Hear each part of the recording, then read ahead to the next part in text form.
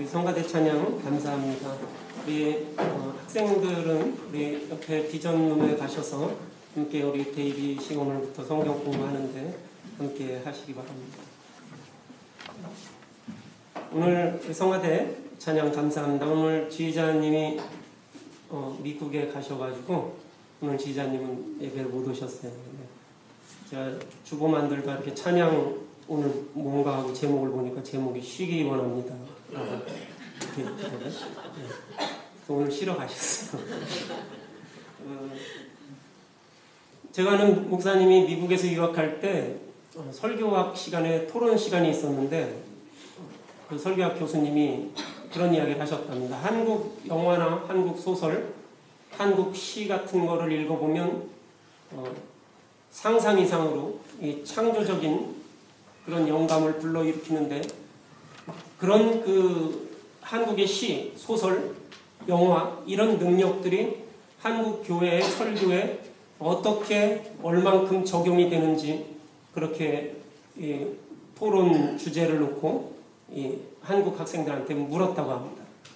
근데 이 목사님이 이 대답을 한마디 하심으로써 그 토론이 끝났다고 하는데 뭐라고 대답했냐면 한국 중고등학교 문학 수업 시간에 시나 소설의 주제는 이미 정해져 있고 그 시험에서 그 주제 이외의 답을 말하면 그건 오답 처리가 되기 때문에 어떤 시나 소설 이런 거에 영감을 받지 않고 그냥 그 정해진 답을 우리가 외운다 이렇게 이야기를 했답니다. 그래서 그것이 실제적으로 우리 이 설교나 이런 거에 그런 상상력이 이렇게 크게 적용이 되지 않는다 이렇게 이야기를 했더니 더 이상 뭐 토론할 것이 없어서 말았다고 합니다.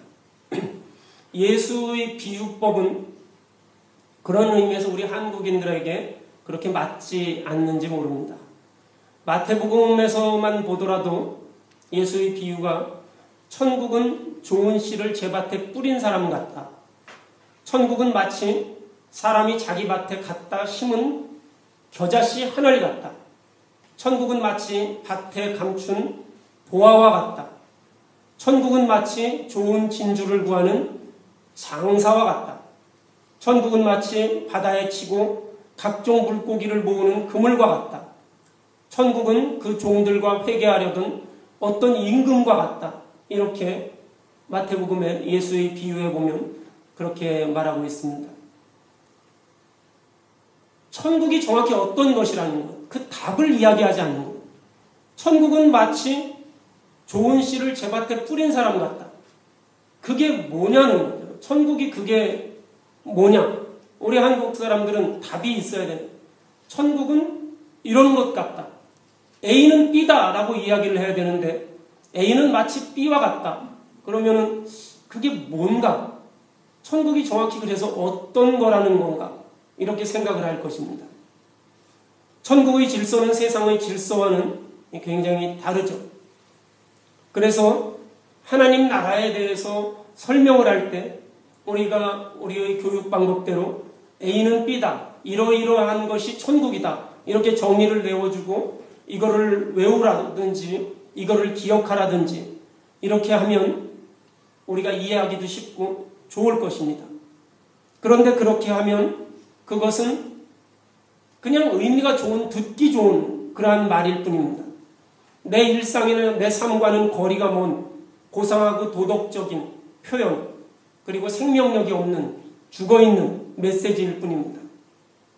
하지만 끝을 열어놓은 생각을 열어놓은 그러한 비유 예수님의 비유처럼 천국은 좋은 씨를 제 밭에 뿌린 사람과 같다.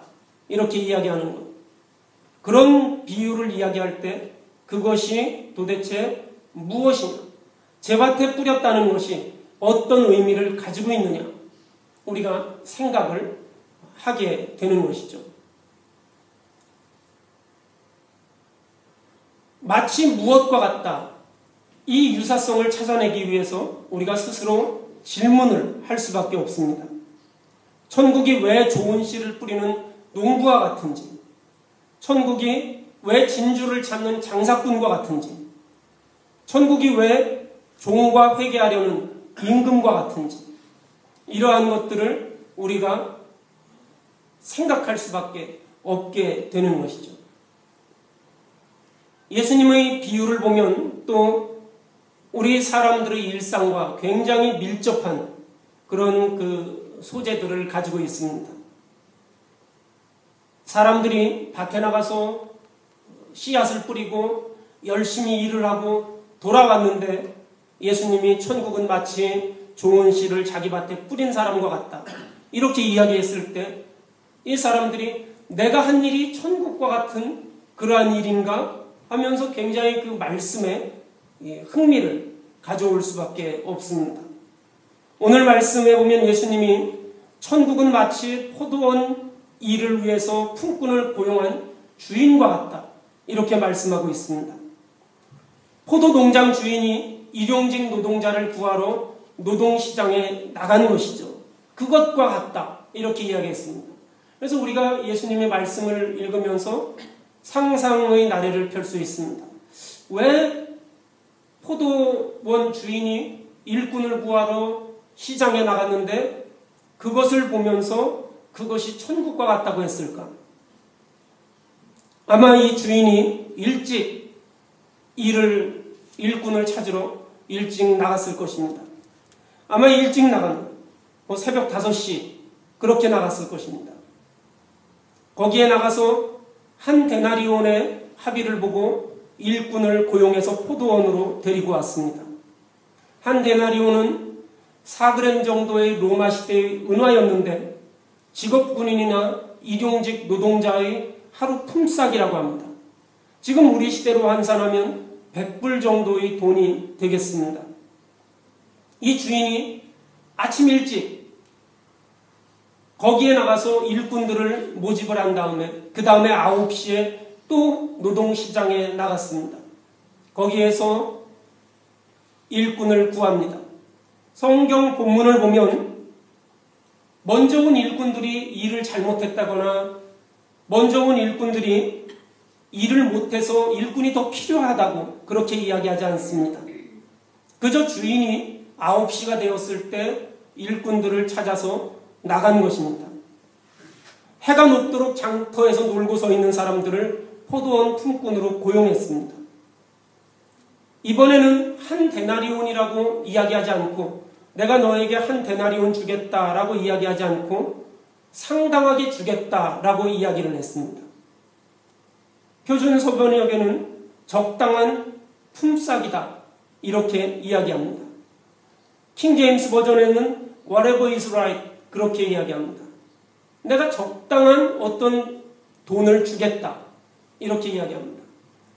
그도 그럴 것이 9시에 일하는 사람에게 하루 일당을 쳐주는 거기에는 너무 늦은 그러한 시간이기 때문에 그렇습니다.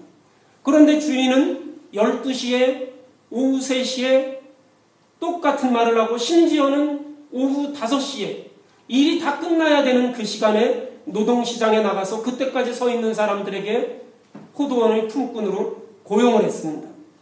그리고 저녁이 되어서 하루 일을 마치게 되었을 때 주인은 품꾼들에게 노동비를 나누어 주기 시작하는데 가장 늦게 온 사람, 오후 5시가 돼서 일하기 시작한 사람들에게 품삯을 주기 시작했습니다.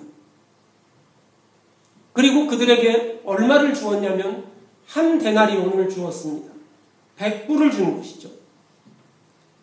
맨 처음 새벽에 와서 일한 사람에게 약속한 금액이 한 데나리온입니다. 100불입니다. 새벽 5시에 그 사람을 만나서 너가 우리 포도원에 가서 오늘 하루 종일 일을 하면 내가 100불을 줄게 라고 이야기를 했고 9시에 12시에 3시에 5시에 만난 사람들에게는 100불이라고 말하지 않고 내가 적당한 돈을, 내가 상당한 돈을 너에게 줄게 라고 이야기했는데 임금을 계산할 때 맨 나중에 온 사람, 5시에 온 사람에게 100불을 준 것입니다. 1시간밖에 일하지 않은 사람이 한 데나리온을 받았다면 하루 종일 일한 사람은 분명 더 받을 것이라고 예상을 했을 것입니다. 이것은 상당히 합리적인 추측이고 충분히 기대할 수 있는 정당한 그러한 방법입니다. 여러분이 이런 처지라면 1시간 일한 사람이 100불을 받았으면 비록 내가 주인하고 오늘 새벽 5시에 일을 하면서 100불을 받기로 약속을 했지만 1시간 일한 사람이 100불을 받았을 때 나는 최소한 500불, 600불은 받을 수 있겠구나. 이런 생각을 하는 것은 너무나 당연한 일이죠. 그런데 이 기대와는 달리 주인은 모든 사람에게, 심지어는 첫 새벽부터 나와서 일한 사람에게 똑같이 한 데나리온 100불의 품삯을 지불했습니다. 불만이 사람들에게 나왔습니다. 마지막에 온 사람은 1시간밖에 일하지 않았는데 그 찌는 더위 속에서 온종일 수고한 우리는 왜 그들과 똑같이 대우를 하느냐는 것이죠. 부당하다는 지적입니다. 그때 주인이 이야기합니다. 내가 너희들에게 한 데나리온에 합의하지 않았느냐? 한 데나리온에 일하기로 하지 않았느냐? 그리고 나는 그 돈을 너희에게 지불했다고 그렇게 이야기합니다. 계약 위반을 하지 않았다는 그런 이야기를 하는 것이죠. 당신에게 주는 것과 똑같이 이 마지막 사람에게 주는 것이 내 뜻이고 내 것을 가지고 내 뜻대로 하는 것이 당신에게 잘못된 일이라고 나는 생각하지 않는다. 이렇게 이야기합니다. 이것에 대해서 오늘날 우리가 어떻게 생각하십니까? 여러분들이 어떤 그런 생각이 듭니까? 예수님이 이야기 마지막을 뭐라고 장식하냐면 이와 같이 꼴찌된 사람들이 첫째가 되고 첫째들이 꼴찌가 될 것이다. 이렇게 이야기합니다. 그리고 부름받은 사람은 많지만 택함을 받은 사람이 적다라고 그렇게 이야기합니다. 복음주의적인 그러한 교회에서는 이 장면을 어떻게 해석하냐면 새벽부터 일을 한 일꾼들은 하나님의 계시를 일찍이 받아서 그의 뜻대로 살아간 성실한 유대인을 이야기합니다. 이후에 오전 9시, 정오 3시, 5시에 와서 일을 한 사람들은 모태신앙인 기독교인들을 선두로 해서 각각 복음을 전파받은 시기가 늦어진 사람, 새벽에 일한 일꾼은 유태인들, 아침에 9시에 와서 일한 일꾼은 유럽 사람들, 정오에 와서 일한 사람들은 북미의 사람들, 3시에 와서 일한 사람들은 아시아 사람들, 5시에 와서 일한 사람들은 그 외의 지역에서 복음을 늦게 전파받은 그러한 사람들이라고 그렇게 이야기합니다. 하나님의 복음의 시기를 각각 달리 받았지만 그러나 모두 똑같이 하나님이 구원하신다는 그러한 영적인 메시지로 풀이합니다. 하지만 예수님이 복음서에서 구원을 우리가 죽고 난 사후의 세계, 그 의미로 구원을 그렇게 이야기했는지 그 맥락이 과연 예수님이 구원과 이런 사후의 세계를 함께 결부시켰는지 이 마태복음 20장을 가지고는 그것을 유추해내기는 굉장히 힘듭니다. 마태복음 20장을 읽으면서 우리가 몇 가지 질문이 나올 수 있는데 예수님이 이 비유를 하면서 주인이 한 데나리온씩 줄 거면은 일찌감치 다 불러서 일을 시킬 것이지 왜 9시, 12시, 3시, 5시에 불렀을까? 왜 그랬을까? 이런 생각을 할 수 있습니다. 해가 높도록 혹은 인력시장이 거의 문을 닫을 때까지 남아있던 사람들, 그 사람들은 게으른 사람이나 삶의 목적이 없는 빈둥거리는 그러한 사람으로 보이기가 쉽습니다. 제가 얼마 전에 인력시장에서 일하는 어떤 사람에 대한 그런 그 한국 다큐멘터리를 본 적이 있습니다.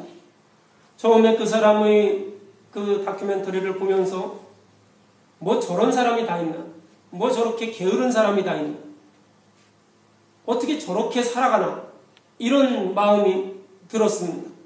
그런데 다큐멘터리를 계속 보다 보니까 그 마음이 없어져 버렸어요.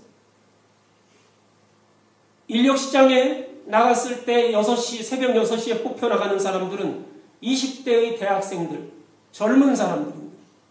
사람들이 인력시장에 와서 일꾼들을 고용하려고 봉고차를 타고 와서 문을 열고 그렇게 소리 지릅니다. 20대 없어? 이렇게 이야기합니다. 그러면 20대 사람들이 네 그러고 가는 거죠. 그리고 9시가 되면 30대 없어? 그러면은 30대가 가는 거예요. 50대, 60대가 넘어가면 하루 종일 거기 있어도 아무도 부르지 않습니다. 새벽 인력시장 새벽같이 나가서 누가 나를 데리고 가기를 기다리지만 아무도 나를 찾지 않는 것이죠. 늙고 병들고 특별한 기술이 없는 사람들이 문을 닫을 시간인 오후 5시까지 그곳에서 남아있는 것입니다. 그럼 왜 그곳을 떠나지 않고 그곳에 남아있습니까? 그 다큐멘터리에 나온 그분도 56살인데 하루 종일 인력시장에 가서 서성이며 그곳에 서 있습니다. 왜 그곳에 서 있냐면 그렇게 해서 운이 좋아서 하루라도 이렇게 좀 일거리가 걸려서 하루라도 일할 수 있기를 바라면서 하루라도 일을 해서 단돈 10,000원이라도 챙기기를 바라면서 그래서 그곳에서 일을 하는 것입니다. 그곳에서 머물면서 일을 해서 단돈 10,000원이라도 가졌을 때 그랬을 때 이 돈을 가지고 먹을 것도 사고 또 옷도 사고 이렇게 할 수 있다는 것이죠. 로마에서 식민지배에 살고 있는 또 유태인들의 지주들에게서 이중적인 그러한 침탈을 겪고 있는 사람들이 변변한 땅이 없고 장사 미천이 없는 사람들 이런 사람들이 대다수인데 이 사람들이 하루하루 자기 노동력을 팔아서 생계를 유지하고 있는 것입니다. 이 사람들에게 한 데나리온 100불이라는 돈은 그들과 그들의 가족이 최소한 살아갈 수 있는 돈, 하루 생계를 할 수 있는 돈, 배고픔을 느끼지 않고 비바람과 추위를 피할 수 있는 최소한의 비용입니다. 우리 인간은 가장 효율적으로 일할 수 있는 그런 등급을 우리가 스스로 이렇게 등급을 매기고 있습니다. 1등급, 2등급, 3등급이 있는 거죠. 1등급의 사람들은 새벽에 뽑혀나가고 2등급은 오전에 뽑혀나가고 3등급은 정오에 뽑혀나가고 그 외에는 버려질 수밖에 없는 것입니다. 어떻게 인간이 인간을 등급을 매기는가? 이것이 옳은 것이 아니고 그것이 예수 시대나 우리 시대나 옳지 않다고 생각하지만 그것이 현실이고 그것이 그러하다는 것입니다. 우리가 먹고 있는 고기만 1등급, 2등급이 있는 것이 아니라 우리 사람도 그렇게 등급이 매겨져 있는 것이 이 세상입니다. 몇 년 전에 여러분들이 한 2년 전인가 뭐 그랬던 것 같은데 한국에서 어느 대학에서 집단 해고를 당한 그 미화원, 청소하는 아주머니 아저씨들의 이야기가 뉴스에 크게 나온 적이 있습니다. 평생 고용이 보장되는 안정된 직장이 아니라 어떤 회사와 계약한 계약직 근로자들인데 이분들이 청소를 하는데 이분들이 다 어느 날 하루아침에 집단적으로 해고가 된 것이죠. 이분들은 한 달에 67만 원 받았습니다. 670불 받은 거죠. 오늘 본문이 말하는 최소한의 생계비용, 하루 한 데나리온, 100불, 10만 원 이렇게 따지면 그것에 훨씬 못 미치는 그러한 택도 없는 그러한 금액입니다. 이 임금을 가지고 점심값을 해결하기가 어려운 이분들이 학교에서 휴지를 주었습니다. 폐 휴지를 주었어요. 빈 박스들을 주었습니다. 그래서 그것을 팔아가지고 점심값을 이분들이 했어요. 그런데 학교에서 그 폐 휴지가 학교 거라는 거죠. 그렇기 때문에 그거를 모아서 팔아서 그걸 돈으로 만들 수 없다는 겁니다. 그 돈으로 만들면 그 돈을 학교에 가지고 와야 된다는 것이죠. 굴러다니는 휴지를 주워서 파는 것도 하지 못하게 하는 것입니다. 그리고 그 대신 한 사람 앞에 월 9,000원의 식대를 지급했습니다. 쌀을 사서 직접 밥을 해먹으라는 거죠. 월 9,000원이면 30일로 나누면 하루 300원에 해당되는 것이죠. 12시간 일하는데 하루 한 끼에 100원이 되는 겁니다. 초등학생 하루 용돈보다 못한 거죠. 아무 쓸모가 없는 돈입니다. 하루에 300원 가지고 300원을 주면서 이걸로 밥을 해 먹어라. 이렇게 이야기하는 거죠. 이거를 청소 아줌마 아저씨들이 항의하니까 학교 측에서는 용역회사와 계약을 해지해 버렸습니다. 그리고 그것 때문에 이 청소 아줌마 아저씨들이 학생들과 함께 몇 달 동안 그 데모를 한 것이죠. 어떤 분들은 그렇게 생각할 수도 있습니다. 67만 원 주고 9천 원 주고 그래서 67만 9천 원 이거 못 버는 사람도 있다. 그런 사람 수두룩하다. 67만 원이 아니라 50만 원 준다고 해도 청소할 사람이 많이 있다. 뭘 그렇게 많이 바라느냐 이럴 수도 있습니다. 그때 한 학생이 학교 본관 로비에 작은 글귀 하나를 붙였는데 미화 노동자분들의 생활임금을 보장해 주세요. 그렇게 이야기했습니다. 그 생활임금이라는 것, 그 단어가 성경에 나오는 한 데나리온입니다. 어쩔 수 없이 67만 원에 하루 식대 300원을 받으면서 일하겠다고 합의한 그 청소원들, 그 사람들이 아니고 다른 사람이라도 많이 있는데 왜 그렇게 하느냐고, 그 사람들 뭐하러 쓰느냐고 그렇게 주장할 수도 있겠습니다. 하지만 하루 그들이 가져야 할 생활임금, 또 그들이 먹고 살아야 하는 그러한 적정한 돈, 하루에 식대 300원, 한 끼에 100원, 이 돈은 무엇을 말합니까? 그분들을 사람으로 보지 않겠다는 그러한 선언입니다. 인격으로 대우하지 않겠다는 것입니다. 만약에 학교 식당에 그 청소하는 분들에게 학교 식당에서 그 돈을 받고 300원을 받고 학교 식당의 그 음식을 제공하기로 했다면, 무슨 뭐 쿠폰 같은 거를 주기로 했다면 모를까? 300원, 식대 9,000원, 한 달 식대 9,000원으로는 이 사람들에게 사람이라는 그러한 선언이 아닌 것이죠. 인간의 예우를 하지 않겠다는 것입니다. 인간 예우를 하지 않는 학교에서 학생들이 뭘 보고 배우겠습니까? 그 학교에서 어떤 학생이 그 일이 있고 나서 얼마 지나지 않아서 환경미화원 아주머니에게 욕설을 하고 뭐 심부름을 시키고 이런 것들이 또 인터넷에 나와서 굉장히 화제가 되기도 했습니다. 당연한 일이죠. 최소한의 인간 예우를 하지 않는데 그 학교에서 학생이 뭘 보고 배웠겠습니까? 인간으로 배웠다면 그렇게 나이 드신 어른에게 욕설을 하고 그렇게 할 수 없는 것이지. 인간으로 배우지 않았기 때문에 그게 가능한 일입니다. 우리 사회가 한 데나리온, 100불, 10만원, 사람이 사람답게 살 수 있는 최소의 비용을 일하는 모두에게 보장할 수 있는 그런 사회가 되면 좋겠다는 그런 그 생각들, 이 생각이 이 비유를 읽다가 떠오르게 됩니다.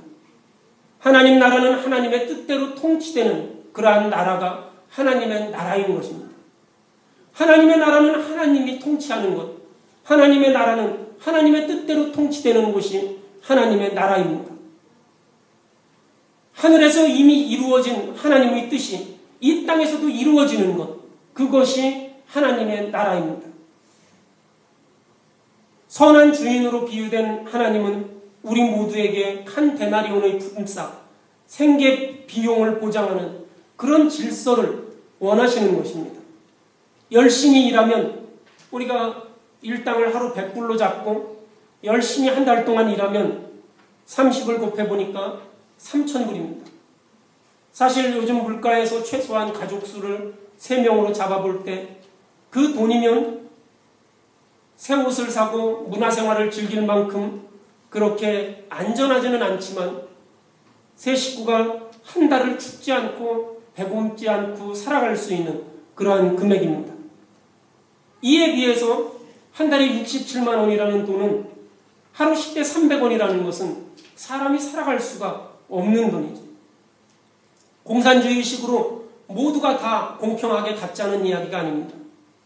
어떤 일을 하든지 임금을 평준화하자는 이야기도 아닙니다.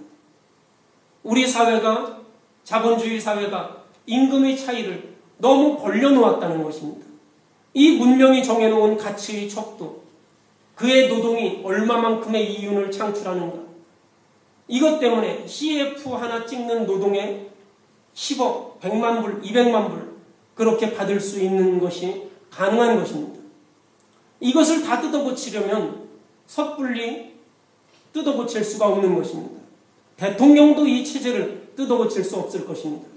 장기적으로 필요한 일이긴 하죠. 그것을 성경에서 제한하는 것은 아닙니다. 다만 최소한 한 데나리온을 보장하자는 말입니다. 최소한 한 데나리온을 주겠다는 말을 들었을 때 5시에 왔던 일꾼이 마음이 어떻겠습니까? 오늘 먹을 것이 없어서 오늘 내 자녀들을 위해서 빵을 사가야 되는데 아무도 나를 불러주지 않아서 저녁 5시가 될 동안 인력시장에서 서성거리고 있었던 그 사람이 일이 1시간 일을 하고 끝났는데 주인이 한 데나리온을 100불을 주었을 때 이 사람의 마음이 어떻겠습니까? 단순 노동을 하는데 무슨 돈을 그렇게 지불하는가? 내일이 어렵고 숙련된, 그렇기 때문에 임금 차이는 당연한 일이 아닌가? 아쉬우면, 돈을 벌고 싶으면 전문 능력을 키우면 되는 것이 아닌가? 이런 말을 하는 사람들 중에 크리스천이 없었으면 하는 소망입니다. 두려운 것은 임금을 공정하다고 평가하는 신앙인이 나오면 어쩌나 하는 것이죠.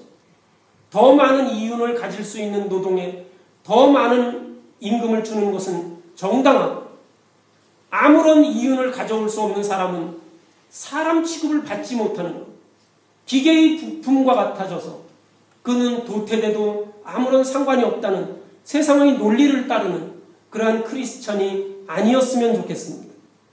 이와 같이 나중된 자로서 먼저 되고 먼저 된 자로서 나중되리라. 부름받은 사람은 많지만 택함받은 사람은 적다.